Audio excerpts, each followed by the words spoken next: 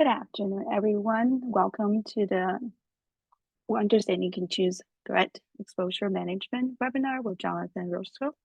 And we'll begin. And thank you so much. Please use the Q&A session for any Q&A area for any questions. And we'll try to answer your question throughout and at the end of the webinar.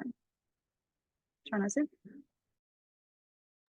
Yes, thank you. Appreciate the intro there.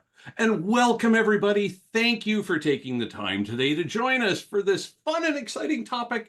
And well, let's just put it in a broader brush of vulnerability management, because that's just an exciting topic that we need to deal with. Today, specifically, we're going to be dealing with continuous threat exposure management. That's what we're here to talk about. You may have heard of CTEM. You may want to figure out what this is. Wonder if it's just yet another buzzword that's out there. So we do have some things we are going to spend over the next 45 minutes to 60 minutes, however long it takes. Now, if you do have questions, please feel free to put them into the Q&A. We'll get to them at the end of the presentation talk here. And if we end up with a whole bunch of questions and for some reason I just can't get to them all, what we'll do is we'll make sure we capture those, and then we'll come back and be able to put something out as a blog post or otherwise. All depends how the talk goes. But feel free to come over and answer the questions in the Q&A for us. So what is it we're going to be talking about today? Here's a quick agenda about what we're going to deal with. Just what is this continuous threat exposure management? What are the main components in there? And really, what is the difference between this CTEM thingy as well as traditional vulnerability management? And then why we might want to consider it. 5 things you can do to start moving towards CTEM, some of the challenges that are out there, as well as maybe some of the best practices for adopting CTEM itself. So lots of different information, lots of stuff we're going to be covering through. So let's just get into this. Start with, might be wondering who the heck I am. Jonathan Risto. Course co-author on the Leadership 516, Building and Leading Vulnerability Management Programs. I've been teaching with SANS for forever. It's actually more than 13 years. Thinking about that, yeah, I've taught a wide variety of classes over the years, everything from the incident response and the pen testing curriculum, teaching the 20 critical controls that are now the 18 critical controls with SEC 566. I've taught the forensics classes when we only had 508, and then even helped write exam questions for 408 when it came out, and 516 as well is where I've been focusing. I'll call it the last 5 years just because, well, hey, I'm biased and want to deal with my own stuff in vulnerability management. Also work with SANS EDU. I'm on the Faculty Research Committee, actually an alumni as well, but the Faculty Research Committee working with the students on their master's program, helping them answer questions, guidance as they're writing their paper. We're also the ones that grade the paper in the webcast. And I do have a day job on top of the seemingly 1,700 other things that are going on in my life. Yeah, currently the Technical Director, Cyber Posture Management inside the government itself.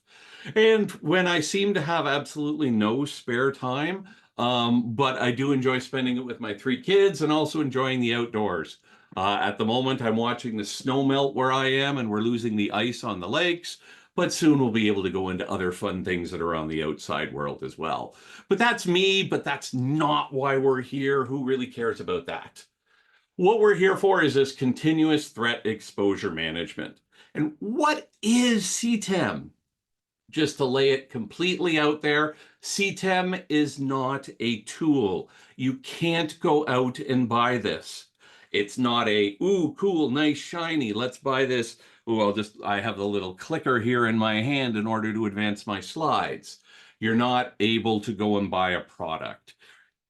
There are products and tools that we need to leverage, but CTEM is an ongoing process, how we structure and tackle the problems inside our environment.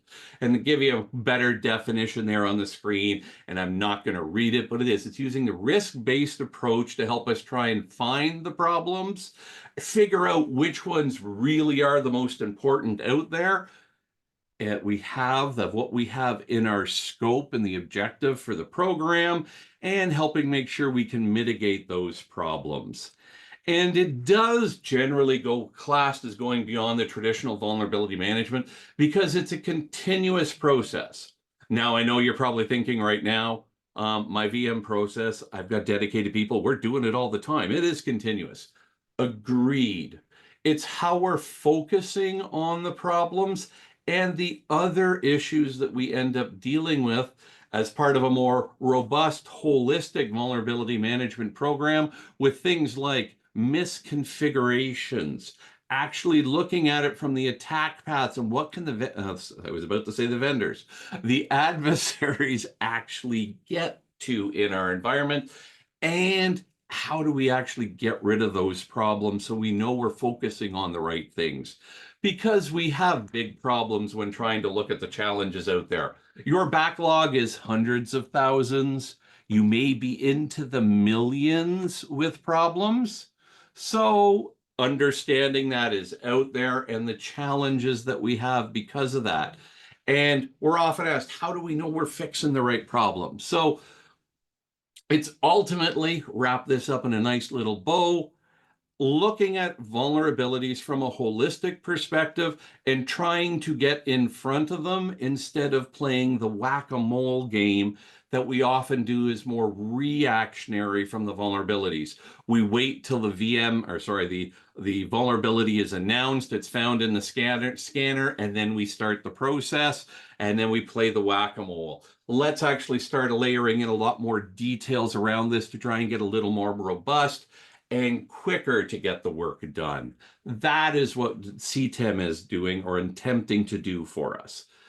Now, just to rain on the parade here to start with, it is not a perfect thing. It is not the panacea. This will not solve all of your problems that you have related to vulnerabilities. Pardon me. I do not feel we have anything that is going to be able to do that. It is trying to look, as I said, more holistically. How can we solve the problems quicker, faster, more efficiently, and actually working on the problems that matter? That is what CTEM, that was the intent when Gartner launched it out the door, and how we see it practically getting employed and used inside organizations.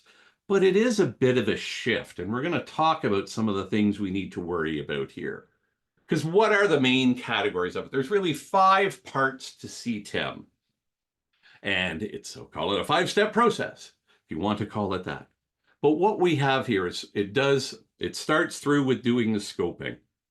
And for a scope in CTEM, you will probably have multiple scopes in your program. It's not just saying, oh, we're going to solve all the problems that are public facing. Maybe that is a scope, but it's pretty broad.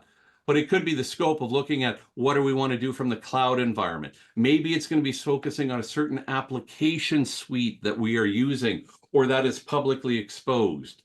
Or as when you're starting with CTEM, you're probably going to start with a very small scope and see how we can move through all of the steps. But it is defining and deciding what is the problems we want to tackle and how that's tied into the business itself. Understanding and understanding the business processes and making sure we're aligned on where the business sees the risk. Next, you have discovery, which is looking for all of the problems that we have out there. We need to understand the assets, the vulnerabilities. What do we have out there? So a big component in here, or we need to have to do CTEM, that pesky asset inventory. Oh, yeah. Yes, everything comes back. We have to kind of understand. But it is leveraging tools that we have, be it our CMDBs that contain the data, our EASM tools that are helping us find the information from the outside. What are we leveraging from other data sources? I'll pick on things like Active Directory or the vulnerability scanner, or let's say our endpoint protection software that we have, our EDR, XDR, whatever the heck you are running. Pulling the information together to make sure we understand what is out there and what the problems that we have in our environment. That's the discovery phase. Now, prioritization is the 3rd step of the process. We've got to figure out all the different exposures that we have and rank them. And this is based on business impact, exploitability, And can the adversary even get to it? Or are they doing these type of attacks? So it's not just the fact, and recognize this as a simple example, it's a CVSS 10, the sky is falling, we have to fix this now. Most organizations, we've moved beyond that. But just as an example, it's not just trying to layer in one or two simple pieces of contextual information, I call them, things to layer in, like is there an exploit available and we have a high ranking CVSS score. It's trying to factor in a lot more details and information, understanding and doing that analysis on the environment to understand what's going on, leveraging things like EPSS, stepping through and doing the SSVC calculations on here with the decisions tree of how it actually pops out at the end going, ooh, this might actually be important. Step number 4 in the process is validation. Now, this is making sure what we want to put in place is actually going to work. This can be done through simulation exercises. This can be done with testing in the lab. This can be done with red team. But it is, what we said was important. Is it actually a problem? And will what we want to put in place actually solve the problem that we have identified that needs to be remediated? And that ties into the last step, which is the mobilization. That's where we take the findings and the validation and all the work that we've done and actually getting it put in place inside the organization, getting the teams to move forward to get the work completed so we get rid of those big problems that we have, so the attackers are not going to be able to take advantage of the environment, and we reduce the footprint. Those are the 5 steps of CTEM. Now, recognize in 5 minutes, I can't make you an expert on all 5 of the steps, but that is an overview of what we have to deal with from a CTEM perspective. Pardon me. Apologize for that. So that is the essence of what CTEM is with these 5 steps. Now, looking at things here, or if you've heard some of the stuff I've talked about, you're going, well, I'm leveraging some of that in my program today. And that's great. Phenomenal that you are if you're leveraging things like the what are we doing for the attack paths in the environment, or are you leveraging, let's pick on EPSS or some other threat intelligence information to help you understand what's going on with adversary behavior and the likelihoods of compromise. That's great. That is moving your program forward and trying to be more holistic. So it's not a problem that you're doing it, but I bet you're probably running into issues inside your environment trying to get problems realized or problems removed and getting the work realized and completed. We run into a lot of challenges within the VM programs, and CTEM is trying to at least ensure we have more of a focus and the organizational support across the board. We'll see coming up on some of the challenges or things we have to worry about, but it's trying to get that closer collaboration work done, getting the prioritization and the leadership buy-in, all common things that we do. But if we are changing the focus, putting things into the business terms, and making sure that all the teams have bought into the idea and we're all working together more effectively instead of the, ooh, here's the vulnerability, throw it over the wall at you, and then hopefully you will fix it within the 30, 60, 90-day window, and then we'll just pick it up when the scanner goes back over that again. Yeah, probably not effective in our environments these days because let's just say the adversaries are in there a lot faster and taking advantage of the problems long before that 30, 60, 90-day remediation timeframes come into play. So we've got to do something different. So it's trying to change the mindset for us. Now, here are some of the differences, and I recognize some of the stuff in the traditional vulnerability management is sometimes a little bit of a broad brush stroke or stepping back into, I'll call it the 20 years ago view of the world where you had a vulnerability scanner, we had perimeter protection, and you prioritized everything based on CVSS. But trying at least to highlight some of the differences that we have here. So it is.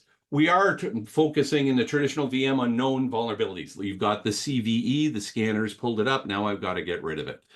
With CTEM, we're trying to look at different types of exposures. And this includes things like misconfigurations. What are the various attack paths in the environment, or even identity problems that we have? Picking on cloud services, that's the biggest problem we have out there is the misconfigurations, because I don't know about you, there's way too many cloud services that I need to try and understand that people seem to want to leverage. And the cloud service providers, big on Amazon Azure, GCP, are launching new services like it's going out of style. Ooh, there's a new one today. How the heck do I have to protect that? And we don't have the staffing on the VM team trying to solve the problems with the knowledge to understand. And quite frankly, I'll pick on the operations folk. They don't have a good understanding either, because there's so much to try and know and understand in the multi-cloud environment. We just can't stay on top of it. So misconfigurations are a big thing from cloud, but we are trying to look more holistically at all the problems out there. Vulnerability scanning, we're doing those periodic scans, could be monthly, quarterly, and you're thinking, I've got agents, they're scanning all the time. Yeah, great. Fully agree. Agents will help us out, speed up the frequency. But I also bet there's a whole bunch of things in your environment that don't have agents. And agents aren't perfect anyways. We still have to do the network-based scans, etc. It is. What CTEM, we're trying to do more of a continuous assessment on here. We're also not trying to use the static analysis methods. And this is where, like I said, CVSS, yeah, we've gone beyond, right? We've gone beyond just using CVSS, right? Nod your head and say yes. If not, we need to move beyond just using CVSS to prioritize. Most organizations have, but they still are out there. We are trying to incorporate more information. Pick on threat intelligence, just as some examples I've put there on the screen. We want to take a look at as well how we are prioritizing. Normally in traditional VM, it's how is it bubbled to the top of the highest severity score. If it's pick on CVSS, score 10. If you're using weighted averages, it's scored 45 out of 47 or out of 50, or however we're getting to those most severe things. We are at least looking in CTEM again, trying to do things with exploitability in here, as well as factoring in business impact. So several extra points of where we see some of the main differences. The remediation, often siloed, you're working with whatever ops teams. Oh, it's a database problem? We send that to the DBAs and hope they fix it. Oh, it's a Linux problem.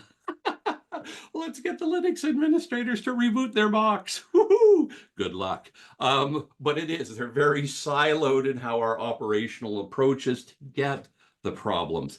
It is sent to IT, the ticket is opened in Remedy or whatever system you're using, and they go ahead and do it. Now, within CTEM, it is trying to deal with it in a different approach with the mobilization phase. It is trying to have more cross-functional teams. That is tying in IT, security, the business units, trying to help ensure that we can get the remediations done quicker is what the intent is. And in our traditional traditional VM, are we doing validation? Often this is left to the patch management tool said it was patched, it's patched, or the vulnerability scanner has come across again and went, ooh, it's no longer there, ticket closed. We want to at least also engage with more things like our red teams, the analysis on here, making sure what we've put in place as the mitigation measure is actually working. Now, this is easy to do when it's a patch. Think about your compensating controls that we all have in our environments today. How are you validating they're doing what they're supposed to be doing? You said by putting that WAF rule in play, you expect it to block, let's pick 70% of the attacks that are coming in for that known problem. I'm looking at you, Log4j. But how do you test that that's actually the case? Are you validating that your risk reduction is there? Most of us aren't. We put that in play, great, the WAF is working, and then we kind of leave it be. We want to do in CTEM more of the regular simulation and analysis, as well as validation on a regular basis that the risks are reduced to that acceptable level. So there we go, enough pontification on that. But it's trying to move it forward to get us more non-reactionary, more proactive, and shortening the window from the time to discover to the time to remediate. We want to shrink that. That is the intent of CTEM and how they are approaching it. Now, why should we think about CTEM? Lots of reasons. And CTEM, as I said at the start, it is not the perfect solution. It may not work in all environments. Let's pick on OT. Can you quickly get mobilization done in your OT environment right now? You have a problem, you're in manufacturing, probably 6 months till that site's going down. That's when you get the patch put on. Until then, good luck. We have to try and either put a compensating control or the risk is accepted till that site is going down. CTEM will not be able to suddenly come along and take it so we can patch that SCADA system that's out there. No, it will, but it should at least help ensure the controls we're putting in place will actually reduce it. But there are parts of our environment it may not work, and it may not work in your organization, but it's something we should consider.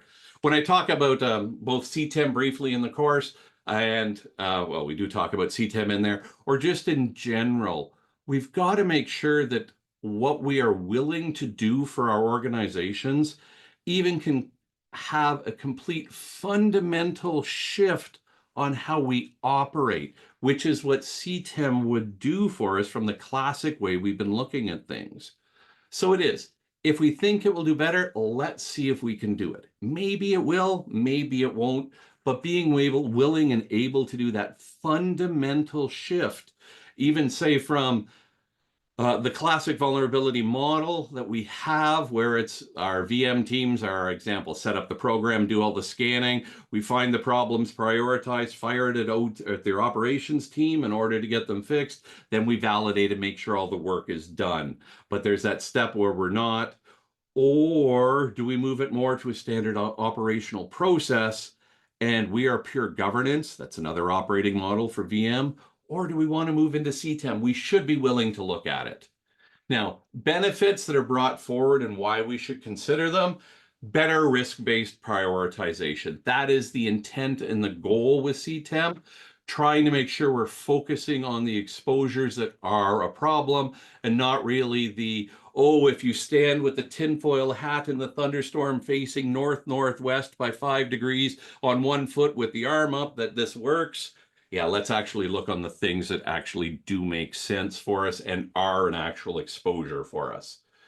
Trying also to ensure that we're aligning with the business risk and where the business feels the priorities need to be. Often what we are doing is, this is a critical problem, but yeah, it's on Jonathan's laptop. It may be a really big problem, but what is the business risk of that? Are we factoring in the business impacts of that?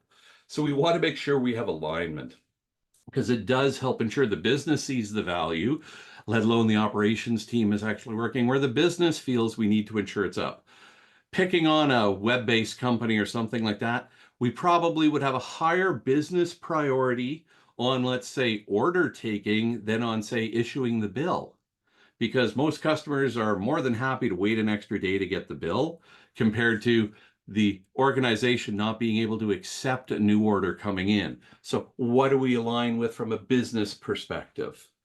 And it is trying to look at, CTEM is looking at it from a continuous process, continuous assessment, as opposed to the periodic assessments of, I'll pick on our multifunction printers.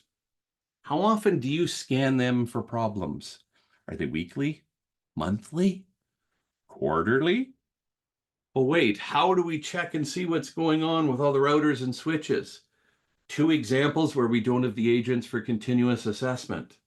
Now, I remember when I was doing red team work, I loved finding the multifunction printers because they were never ever secured. Configurations were atrocious. You had things like TFTP turned on them, SNMP public and private for the strings. Phenomenal. And I really remember what, from a forensics perspective, I love those devices when they first came out. People didn't remember they had the hard drives in them. So all the treasure trove of information from a forensics that's on there, oh, they were so much fun to play with. But we're doing the continuous assessment as opposed to the periodic assessments. That's an intent here, and something any organization adopting CTEM or not, we should be doing these continuous assessments on as short an interval as possible for us. We are also trying to look at the attack techniques for point number 4 of why we should move forward here. Because our adversaries aren't just looking at, oh, let's pick on what was the update that Microsoft put out there for how many vulnerabilities came out for the March patch update. Woohoo, so much fun, eh? Yeah, a whole bunch of problems were released out there. I think there were 5 that have, or was it 6 that have exploits available to them? It's not just CVEs, though, that people are exploiting. Misconfigurations is the top breach source from cloud services. Last stats I was reading, it's in the 60 to 65% range of how breaches and data spills are occurring in cloud. It's misconfigurations. That doesn't have a CVE in it. That's us not doing something we should. That we need to be able to find and identify those weaknesses that we have. That's what we're trying to do from a CTEM perspective as well. And we want to help get better at our validation for the last bullet point here. It does enhance it because we are taking a look at not just the problems, what are the solutions, and layering in adversary information and threat intelligence, trying to understand, is this really a problem? Is there a known exposure for this? Do we have exploit availabilities, and are the attackers actively on this? Picking on some data points that get layered in. Now, we are layering some of these into our traditional VM as well, but we are trying to get better at look at how we look at all of the problems is what the intent is here, again, from a CTEM standpoint. Now, what should we do? What are 5 things we can do if we wanted to start to move over into the CTEM environment? 5-step plan. There you go. Now, back to that constant problem that we have. What the heck is the attack surface we have out there? Oh boy, here we go again. Welcome to understanding the assets. It always comes back. Why do you think it is number 1 and number 2 on the critical controls of understanding your hardware and your software assets out there? It's the biggest, most important thing we can do. CTEM is no different. I need to understand the attack surface, both from the asset perspective, but understanding what we have from the security gaps. It's not just, do I have an asset that's sitting there? Okay, yeah, I have an asset that's there. Okay, what services and ports are open on this? What is actually exposed publicly from this system or open and available in general? Do we have do we have software that shouldn't need to be there? I put IIS on the file server. Why? Unless you need it. It's identifying all of those types of things that we have on the assets. So making sure we understand the attack surface that is out there can help start moving here and how we can start to shift the focus. Threat-informed prioritization. Now, as I said, a lot of us are doing this. Some of it even basic threat intelligence, like what is is this vulnerability exploitable? Reason we're using it? Because it's in the tools today. All the vulnerability scanners will put whether or not there's an exploit available. Pick on your Qualys, Rapid7, Tenables of the world. They all tell you, ooh, known exploit available on this. Some of them will even get fancier with the demonstrations and information. Oh, this is in a known malware kit. This is actually part of ransomware attacks. It's all coming down to helping us understand the threat information associated with the problem. So even if we don't move towards CTEM, trying to get more proactive in the work, helping us get better pieces of context into play, adopting threat-informed prioritization is going to help us improve the program, regardless if you decide to go the CTEM route or not. Layer in that information, knowing that there it is, There's known active exploits. It's currently in malware kits. Attackers are currently doing this now. And let's go to even corporate specific stuff. They're knocking at my door looking for that port. All great pieces of threat information that probably tells us maybe we should fix this problem. Being able to layer that into our decision processes. Okay, enough harping on that one. Can you tell we're a little passionate about some of this? But hey, when you live and breathe vulnerability management, you get excited about it. Should see me. Come visit me for 5 days in the class. You want to see excited and lots of great conversations. Woo! Regardless, we'll talk about that coming up later. Continuous testing and validation.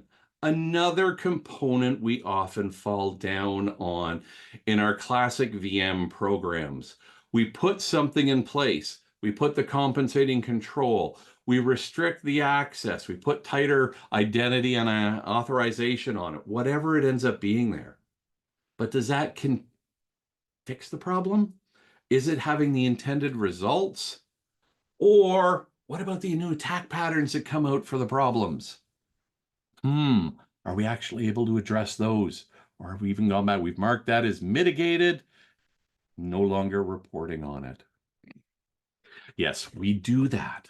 But it is, the intent is to try and continually validate, test, ensure what we're putting in place and what we have in place is able to solve the problems. This will require automation. Talk a little bit about that coming up. But yeah, I can't just have the massive red team internal that is just constantly validating everything. Well, yeah, they're like a kid in a candy store and would love it, but that's not practical in most organizations to have that level of support from your red team. That would require a whole lot of people testing and the tooling. So we do need some automation help. I still want to leverage red team, don't get me wrong. Definitely, but I want to keep them for the things that I can't automate. Those, call it the higher level functions, the business process problems, or another fun way to call it, the weird and bizarre that I can't get the automated tool to do for me, where I need the human in the loop to be able to understand what's coming back and realize what's going on. Yeah, the tool will come back and say, oh, there's no known exploits for running IIS on a Commodore 64. Yeah, well, maybe that's someone changed a banner. I haven't seen automated tools that are still going to be able to figure some of those simple deception techniques out. But the continuous validation and testing will help us continue to move to an improved model from a VM, regardless if you decide to stop or adopt CTEM. Point number 4 that you can see in the right-hand column. Establish the cross-functional security program. Now, doesn't that sound like a nice unicorn to be chasing? But it is. We've got to. Part of the biggest problem I find in most organizations from a security perspective is all those silos and the fact that the remediation efforts, or in the CTEM, the mobilization efforts, are not prioritized. This is the sky falling situation. We have to raise the emergency situation, the 5-alarm fire situation to get people to move towards it, because it's their secondary or tertiary duty to just keep Jonathan happy when he comes and talks to you, please. Not where we want to be. We've got to break down the silos and actually ensure the teams are engaged across the entire process, as well as ensuring the teams have been given the time and the resources to get the work done. Nothing like going to people that are already short-staffed and going, ooh, here's a problem. I need you to drop everything else that you're not getting done to fix this thing as well. Yes, we can use our relationships. We often have good relationships on the IT, but we need to make sure that leadership as well is on board here. I want people engaged from start to finish and have the time and resources to actually get the jobs done quickly. Big problem that we see generally can help us move forward and start down the path of the CTEM. All of these you could do and not have to adopt CTEM. They're definitely going to help you improve the program. Final point is shifting from the, call it the whack-a-mole game, the reactionary, to try and be a little bit more proactive and doing the continuous approach. The let's keep flipping through this cycle as quickly as we can and removing the problems from our environment instead of, oh, the scanner found a problem. Now what do we do about this? Looking at it, seeing what new problems have come out before the scanners have identified. We understand the threat vectors that are into the environment and what exposures we could have, and we take steps to actually remove those possibilities even before there is a vulnerability. It is looking at the vulnerability as well as the exposures in general. How do we minimize those? That, another thing that can help you move more towards the CTEM model. Oh, lots of cool things out there. Now, 5 challenges that you can run into when trying to implement CTEM. Yeah. This is not, some of these are definitely specific to CTEM. Some of these are probably not. They're problems you're running into today. Everything from point number 1 with the cultural resistance that's out there. A lot of our teams are resistant to begin with to our traditional approach. Now telling them that they need to work dedicated related to VM, let alone changing the workflows and how stuff has to get done. Ooh, I'm getting pushed back hard. I'm ending up at the other side of the room. Yeah, we can end up with that cultural change. This is where we need buy-in from all levels in the organization and agreement that this is where we want to go. While I may be able to implement CTEM from the bottom up, normally we require the leadership engagement, so we have it as well from the top down to help remove some of those barriers and set the corporate expectations, as well as providing the resources needed and agreement that this is the way we need to do business. So that help remove some of that resistance that is out there. We're also going to need to worry about tooling as well as, I'll call it the integration of the environment. We have lots of tools. We have tons of data. I'm sure most of you on this call right now have the data swamp that is out there. I've got 17 different tools and none of them talk to each other, or only 2 or 3 over here talk. These 2 or 3 talk together, but I'm sitting there having to look at 6 different screens to get the holistic view. Nothing more frustrating than having to do the Control C and Control V to take information from one tool to the other. This is where our tooling, the integration inside the environment is definitely needed. And I'll argue stocking up and doing some of the automation. I want to make it simple for the group to be able to work. I'm right now launching some programs at work, and I am pushing hard to try and do everything we can from an automated perspective. We need to. I don't have enough staff. I don't have enough resources to be able to do everything manually. And I'm not paying my staff to sit there to do the Control C, Control V type work. I want them to be able to have it available and actually doing the higher level functions that we need them to do instead of things that we just have not have the right tooling for, don't have the automation for. Data overload. Hey, there's lots of data that we have available to us. We need to be able to deal with this. That is where some of our automation, be it analytics side, as well as even pulling the data together, really can help us out. Said, we've got the data swamp. I've got it out there. I just can't get to it. There's so much information. And we get so overloaded in vulnerability management with I've got 3 million things in my backlog already. It's real easy to push off to the side some of the other stuff we know we aren't dealing with because I've already got this herd of elephants we're trying to eat over here. I don't want to worry about that smaller issue I've got over here. It's easy to mask because we're so busy, so overloaded. We're trying at least to minimize, and we have to minimize that data overload because there's massive amounts of data that's out there we're trying to bring all together. Now, I do feel that we are getting better at this. Vendors are providing us access to information to try and help us deal with the data overload. Picking on the tooling like what we are seeing coming from some of our traditional VM vendors, some of the second generation VM tools that aren't doing the scanning, but they're bringing the data together and fusing it for us, through to some of the ITSM, ITOM tools. So everything from the Qualys Rapid7 Tenables trying to bring a bunch of data together, through to, I'll pick on like the Kenna and Nucleus Securities of the world that are doing the data fusion components from a lot of different things, through to things like ServiceNow on the ITSM, ITOM that are bringing the data together to try and make it so we can minimize the data overload. This is what we have to try and do, otherwise we're going to be buried. Cross-team collaboration is another one. Kind of goes back to the buy-in conversation we were just talking about. It is. We need to have the clear ownership, roles, and responsibilities. Call it the RACI, if nothing else. But I need to make sure everybody understands their part and we're all working together to the goal.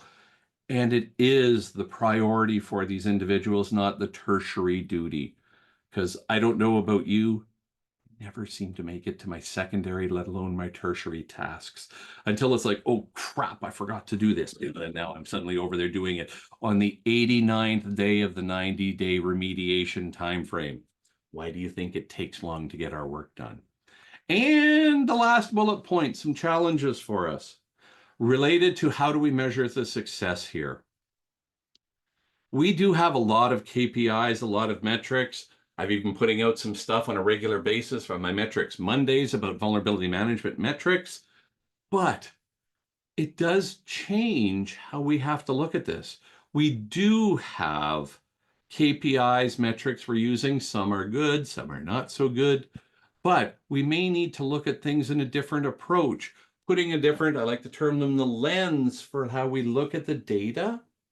So that may actually require us to change or develop new metrics, which does take time. How can I show this as being effective? What are my KPIs to show that CTEM is effective? Do I have a data source to help me do that? That takes some time and effort for us to implement as well. Now, we're getting to the end here. I see we're about 40 minutes in. So what are some things that can help with CTEM adoption? Starting small, implementing on a simpler basis. Call it a pilot, call it a trial, but we're going to need to make sure we have everything lined up beforehand. But what can we do for the small, call it the quick wins, to demonstrate capability? If we can do that, you're not going to be able to eat the whole organization all at once and launch CTEM come, let's pick tomorrow. Yeah, we're flipping over to CTEM. Yeah, we're going to want to do a little smaller and layer this in over time, but focus what we can starting small. I've already harped on the automation point a lot. Without it, you're going to fail. We really will. I find that without automation, we're already failing at how we're doing VM. Taking a new approach to doing VM like CTEM, without automation, we're setting ourselves up for failure as well. We've got to also try and get security validation being done regularly, continually. Call it habit forming. We want to make sure that this is done all of the time, not as the exception. Even with simple things like patching, are we just waiting for the tools to tell us that there's a snowflake out there, a system that for some reason is weird and bizarre? Or are we waiting till the fact that the breach has occurred? Because the scanner went and found the registry entry, but I'll pick on the Linux admins again, they didn't reboot.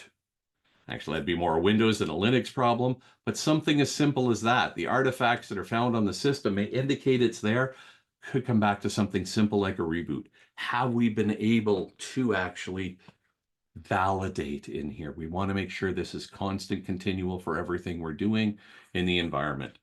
Something else that'll help with CTEM in general, I say it even helps on VM and how to make us better at doing the job, making sure we're actually talking in business terms. We're horrible in security, for throwing out all that technical jargon, we're bad. We are also really bad at communicating. Now, take someone who normally talks in gobbledygook and acronyms and go throw that at the chief marketing officer. We tend to get a little bit nervous. We throw the gobbledygook and talk in technical terms, and you see the glossy eyes coming over. They aren't understanding what's going on. We want to put it into the business speak because that's what most of the organization talks about.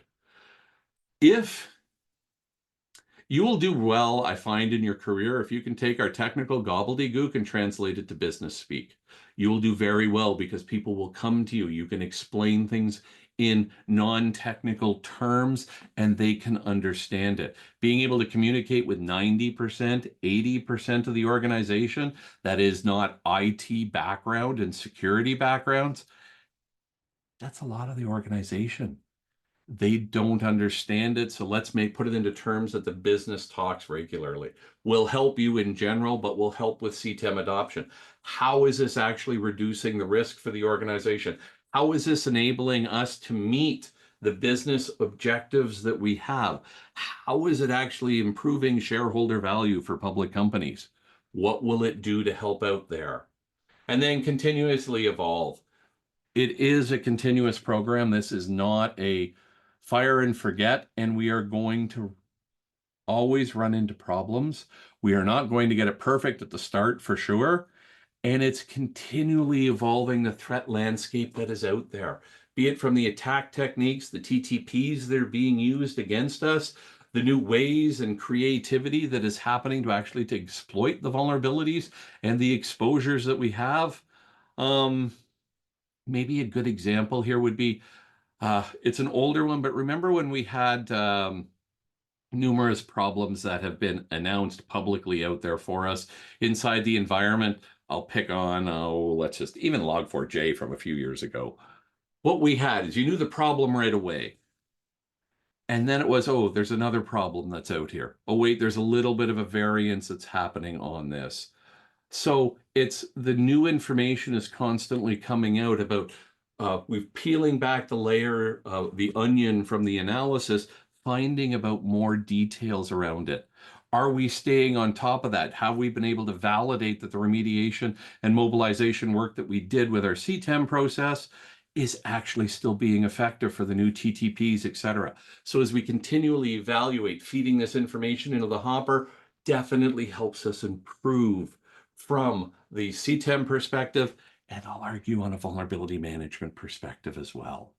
So there are some best practices to help you from the adoption standpoint.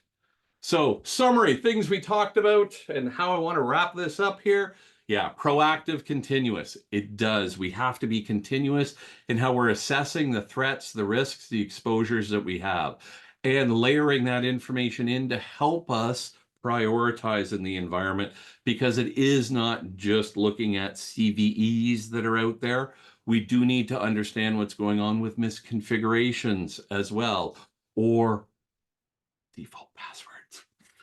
Anyways, keep seeing those popping up from vendors every now and then. We do want to leverage the threat information, and we've got to work better together. We have to get better collaboration and going. So the whole goal of CTEM, quite frankly, is to try and bring and continually evolve vulnerability management to help us focus on the real problems that we have based on a lot of different pieces of context to try and get that understanding of our environments. So there's a little bit of a summary for you on that. Now, a couple of quick things here. Well, these were on right before the start of the webcast as well. This one's specific for related to vulnerability management, just the operational cybersecurity executive, the triad on that. The leadership 516 class is one of the three. And if you're interested in more information on the holistic approach from a vulnerability management perspective in general, take a look at SANS.org/LDR516. That'll take you over to the course landing page. We've got stuff on here from the courses, a couple that are coming up for us. Do on demand anytime that you want. I'm going to be teaching at the end of the month, March 31st. That's a live online format. And in April is the next one I'm teaching after that. That one's in Orlando starting on April 13th. If you're interested, take a look there. Or if you want stuff later in the year, we have them both. I'm next teaching in Munich at the end of June. We have a class coming up in Amsterdam in May as well for those that are over in Europe. I believe we have a Singapore run coming later this year for those over in Asia. So lots of opportunities. So just some information for you there. Now, a couple quick things of thank you for taking the time to be with me today. I do appreciate it. And I know I've seen a couple questions pop up. I think you has been able to deal with some of them. But if you have any questions, I know this is a ton of information.